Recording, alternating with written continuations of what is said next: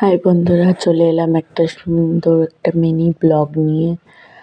আজ মাঘী পূর্ণিমা, তাই গোপু সোনাকে একটু ভোগ দেব।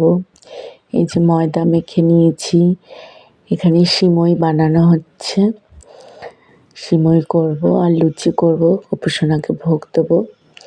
যে আমি এখানে রান্না করছি, তোমরা দেখো, দেখতে থাকো কেমন হচ্ছে। আমাদের রান্না হয়ে যাচ্ছে, 12টার মধ্যে ভোগ দেবো। এই যে এখন আবার গোপু সোনাকে চান করিয়ে নিচ্ছি। স্নান টান করিয়ে সুন্দর নতুন ড্রেস পরিয়ে আজকে মাঘী পূর্ণিমা তিথিতে গোপী সোনাকে ভোগ দেব। এই যে আমার দুটো গোপী, তাই আমি বলছি সোনা গোপুকে আদর করলো। ও সব সময় ওকে আদর করে, আমি খাই। এই যে এখন চলে গেল। এই যে আমার গোপু সোনাকে ভোগ দেওয়া হয়ে গেছে, তাই তোমাদের দেখাবো বলে চলে এলাম। দেখতে থাকো কেমন লাগছে। তোমরা সবাই হরে কৃষ্ণ বলো। এই দেখো আমার সব ভগবানদেরও ভোগ দিয়েছি।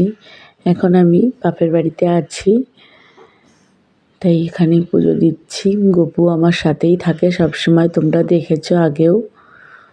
ওকে নিয়ে আমি সব জায়গায় যাই। এই যে আমার মা লক্ষ্মী, মা কালী, ভোলানাথ, এদিকে আছে আমার মা বাবার চরণ, চরণে আমি জল ফুল দিই। তোমরা সবাই ভালো রেখো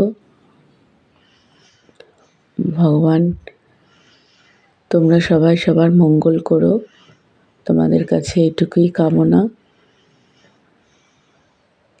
দেখো তো কেমন লাগছে আমার গোপু সোনাকে, তাড়াতাড়ি কমেন্ট করে বলো কেমন লাগছে আমার গোপুকে। খুব সুন্দর লাগছে, তাই না? কেমন লাগছে? যে দিয়ে দিয়েছি খেতে, খেয়ে নাও শোনো। দেখো বন্ধুরা,